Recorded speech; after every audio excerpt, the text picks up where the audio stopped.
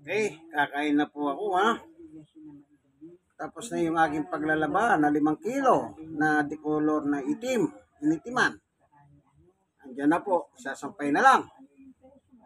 Kaya ngayon pa lang ako kakain, alauna na.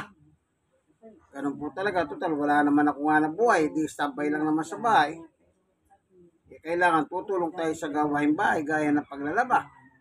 2 oras lang naman yon kasi automatic po yung washing machine. Yun ang kagandahan ng automatic eh. Hindi ka na masyadong mahihirapan. Ano? Okay, kakain muna ako ng tanghalian. Ang ulam ko po, manok. Adobong manok. Yun lang po. Nabigay ng Diyos. At yung paglalaba ko, tulong ng Diyos yun. Nakaraos po, walang brownout, hindi umina ang tubig. Bagamat mahina, may tulong. Dahil pinag-pray ko muna yung bago ko lalaban. Ayun, natapos na ngayon. Salamat Panginoon Diyos sa bigay mong tanghalian sa amin. Sa ngalan ni Jesus, Amen. Pinag-pray naman yan. Kasi Mateo 6:9, Ama namin nasa langit ka. In 11, bigyan mo kami ng aming kakanin araw-araw. Ngayon, maganda, nakikinig tayo muna ng music. Ito po, In Christ Alone. Makinig muna tayo. Habang kumakain, may music, In Christ Alone. Ayan o.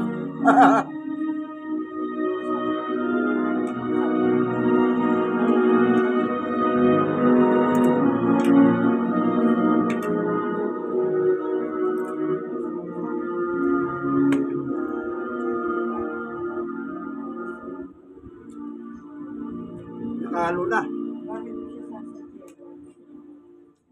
In Christ alone, my hope is found.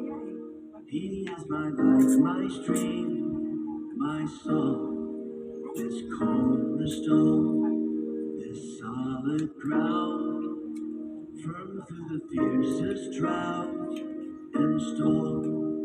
What heights of love, what depths of peace, when fears are still, when striving cease. My comfort, my all in all, here in the love of Christ I stand.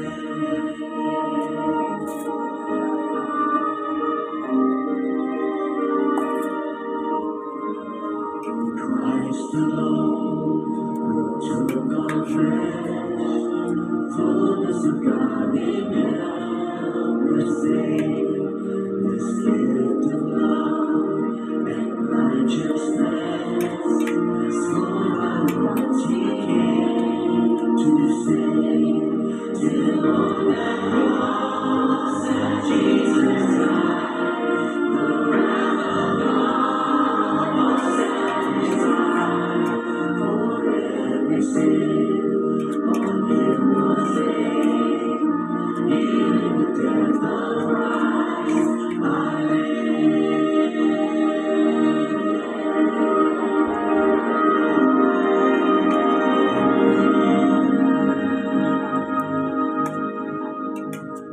There in the ground His body lay, light of the world by darkness slain.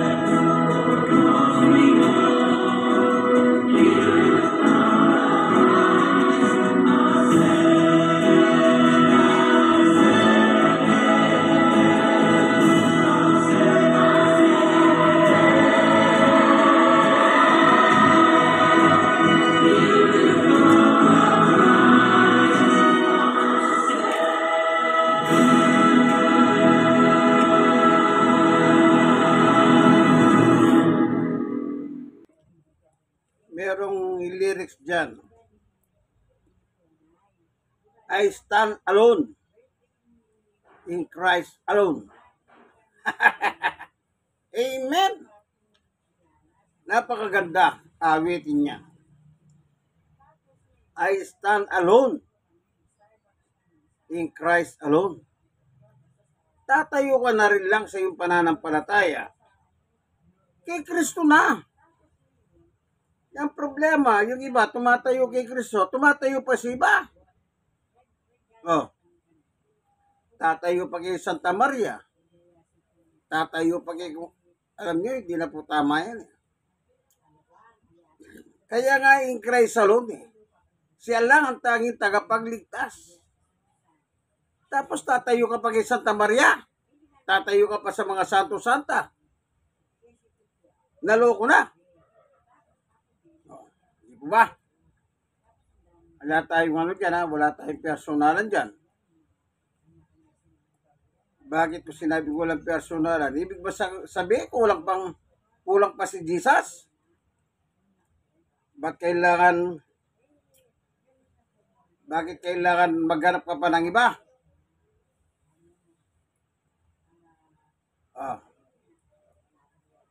Hindi na. Alam nyo, si Jesus, kumpleto na. Mateo 11, 27, 28, 29, 30. Lahat na, nandun na nga eh. Sabi ni Jesus, binigay na sa akin ng lahat ng aking Ama ang kapangyarihan, langit at lupa. Oh, binigay na pala sa kanya, kaya nga yung Christ alone. Pagkatapos kung kanino pa kayo pupunta, mali na yan. Maling-mali na yan.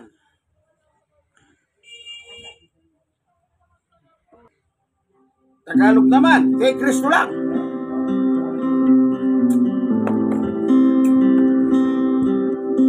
Talagang kay Kristo lang po. Huwag na kayong magdadagdag. Ay, maloloko kayo. Maloloko kayo ni Satanas.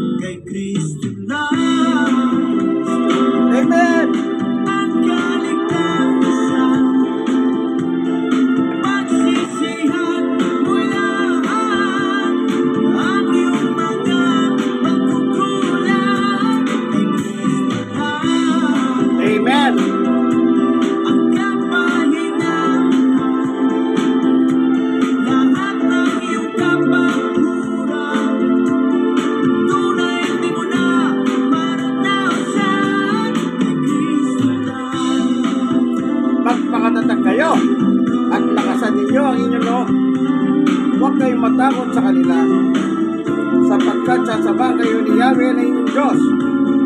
Hindi kayo iiwan ni pababayaan man. Deuteronomy 31:6, Magandang Balita, Biblia Tagalog Version 12. Pangako ng Diyos sa kanyang mga lingkod, hindi kita pababayaan. Kay Kristo lang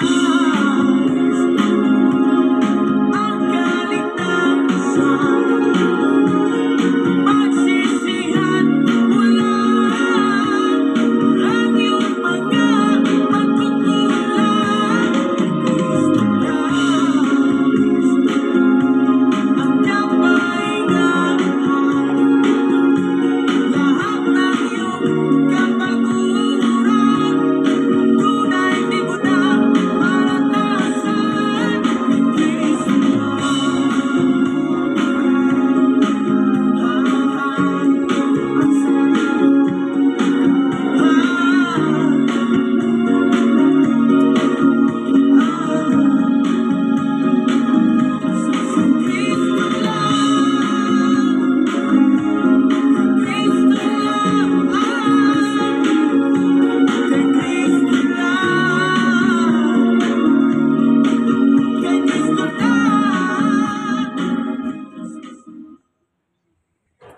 So nakapaginig tayo.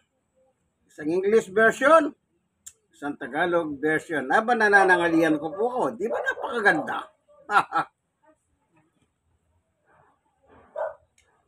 Ito, sinapaw na palaya. Kasi adobo yan para mawala yung suya. Kahit tayo ng kapiraso.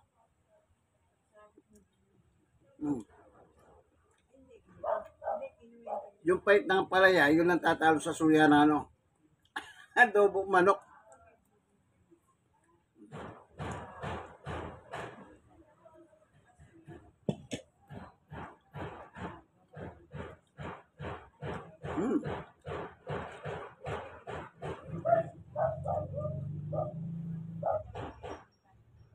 Masarap. So hanggang dito na lamang po, ano? Itong ating lunchtime. Bigay ng Panginoon Diyos sa Mateo 6:9. Sabi ni Jesus, ganito kayo manalangin na manamin nasa langit ka. In verse 11, bigyan mo kami ng aming kakanin araw-araw. Kaya, pinatututuho ni Jesus na lahat ng kinakain ng tao sa buong mundo, yung entire universe, galing lahat siya sa Diyos na may gawa ng langit at lupa. Amen. God is good all the time. All the time, God is good. Amen. Brother Manny Bobisag, inyong kaibigan kay Jesus. Like. Share na share. Kayong mga na-sharean, mag-share kayo safe. Ngayon, pwede naman kayo mag-comment. Ano po? Sige po, ano? Nawadat na kayo ng video ito. Nasa maayos na kalagayan. God bless us all. Bye-bye!